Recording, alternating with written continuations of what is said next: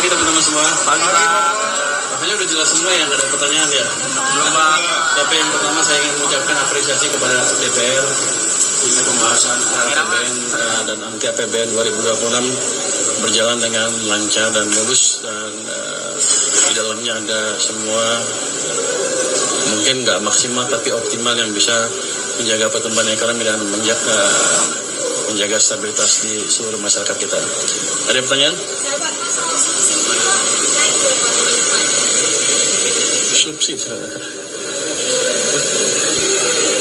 Subsidi saya lupa angkanya, tapi berapa? Naik nggak dibanding tahun lalu, tapi yang jelas masih ada, masih cukup banyak dan cukup besar. Kamera Pak depan Pak. Kamera Pak. Soal peta jalan yang tadi diberikan Pak Said, gimana sih Pak soal peta jalan itu? Dan boleh jatuh tempo utang di tahun ini berapa ya Pak? Oh, kalau kita lihat kan ada yang dari Demokrat kalau nggak salah bilang kan harus di manage secara countercyclical. Artinya antara lain dia bilang harus di manage secara bijak dan countercyclical dalam pengertian gini. Kalau ekonominya kekencengan ya nggak usah kebanyakan utangnya, tapi kalau ekonomi butuh stimulus ya kita kasih stimulus dari ekonomi dan mungkin dalam hal itu akan harus menambah utang. Jadi itu utamanya. Jadi batas-batas utang itu harusnya nggak rigid, tapi tergantung pada kondisi ekonomi. Tapi kalau saya lihat ke depan, harusnya kita nggak akan terpaksa menambahkan utang lebih. Karena saya akan mendorong pertumbuhan ekonomi lebih cepat, sehingga dengan kondisi yang, dengan APBN yang sama, saya akan mendapatkan pertumbuhan ekonomi yang lebih cepat dan pendapatan pajak yang lebih tinggi. Jadi harusnya saya tidak akan utang terlalu besar. Mungkin saya perkirakan ada kemungkinan utang yang saya terbitkan tidak akan sebesar yang ada di APBN. Nanti kita lihat semester pertama tahun depan gimana realisasi pertumbuhan ekonominya. Saya pikir dengan memanage uang yang betul, yang baik, di mana uang pemerintah tidak mengganggu ekonomi, itu aja udah tambahan sedikit yang signifikan ke pertumbuhan ekonomi dan otomatis ke pendapatan pajak kita. Kalau saya nggak salah itu setiap tumbuh 1%, tambahan tumbuh 1% ekonomi, saya dapat tambahan income sekitar 220 triliun atau lebih. Jadi itu yang kita kejar. Kalau tambah 0,5%, income saya tambah 110 triliun. Jadi itu yang kita kejar nanti. Maaf ini belum Pak. Pak izin kan terkait defisit sebelumnya Presiden menargetkan untuk 2% 2 tahun ke depan. Tapi kita lihat APBN yang tahun ini angkanya justru naik dari 2,48 jadi 2,68. Nah ini gimana caranya supaya bridgingnya nanti bisa 0% Pak? Karena market juga butuh kepastian kan soal itu. Cara aktivasi S-Pinjam. Soal itu. Anda tadi dengar Demokrat usulnya apa dari Pak Said? Bijaksana dan kontrol siklikal. Itu tadi. Kalau lagi butuh kita dorong, tapi kalau lagi nggak butuh kita kurangi. Kalau seperti sekarang, keadaan seperti sekarang, saya potong semua. Saya belanja daerah nggak saya tambah. Yang lainnya saya potong. Ketika ekonomi lagi melambat, akibatnya apa? Anda udah lihat kan beberapa minggu yang lalu ada yang besar-besaran. Anda mau itu. Jadi si pemerintah harus memikirkan itu juga. SNP dan lain-lain. Kita butuh stabilitas makroekonomi dan sosial politik untuk membiayai pertumbuhan yang lebih cepat, untuk memberi ruang bagi ekonomi untuk tumbuh lebih cepat. Kita harus lebih sedikit sekarang nggak apa-apa, toh masih di bawah 3%, kita jaga di bawah 3% kan. Jadi masih amat prudent. Kalau Anda lihat ya, Anda pernah belajar ekonomi nggak? 3% dan 60% itu berasal dari Maastricht Treaty, ikutan dari Eropa ya. Katanya itu adalah pegangan yang paling strict di dunia.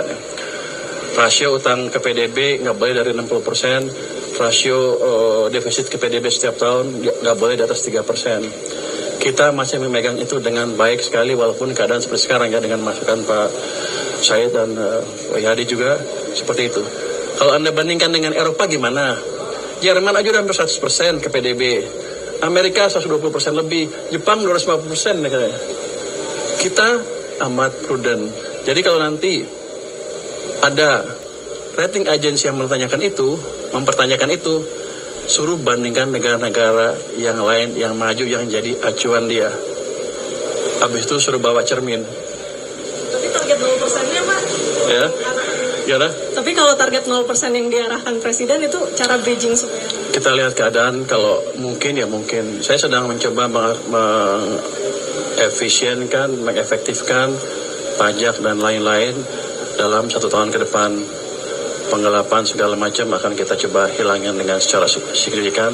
Nanti kita lihat berapa langkah. Kalau udah efisien benar, berapa sih pendapatan pajak kita? Kamu bayar pajak nggak? Bayar, bagus. Jadi gitu. Jadi rencana itu kan rencana. Kalau nggak bisa dijalankan 1 tahun ya nggak apa-apa. Kita geser pelan-pelan. Tapi kita jelas arah kita menuju ke sana.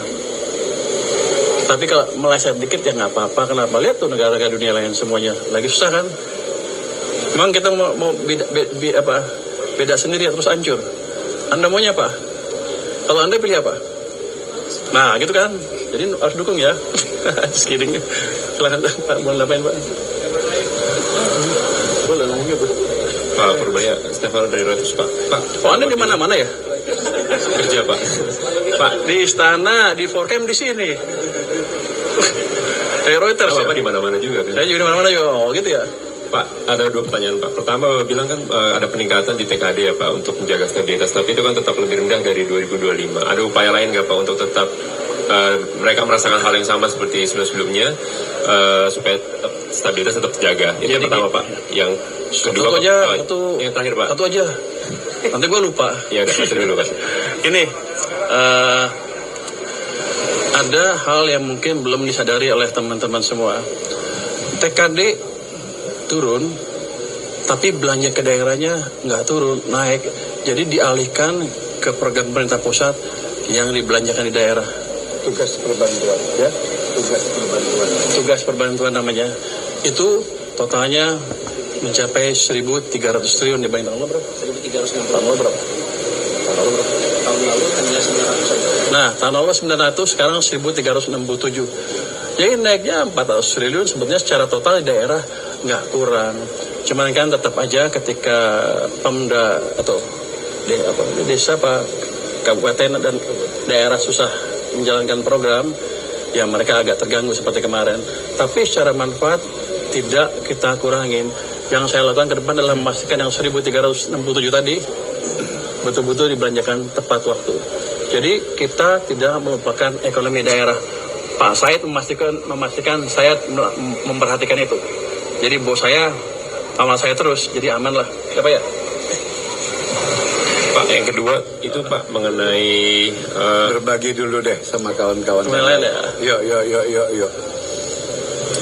Dari saya apa sih ya? Kemarin kan raker sudah kemarin. Iya. Kawan-kawan semua terima kasih. Hari ini APBN kita untuk tahun 2026 sudah selesai disetujui dalam sidang Dewan Paripurna. Yang paling penting sesungguhnya apa?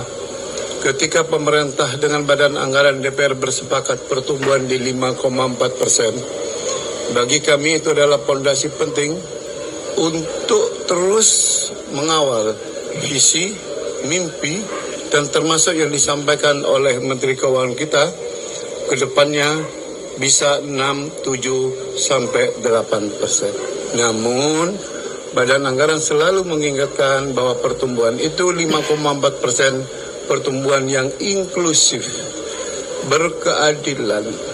Agar apa? Kita sadari bersama incremental capital output rasio kita masih tinggi.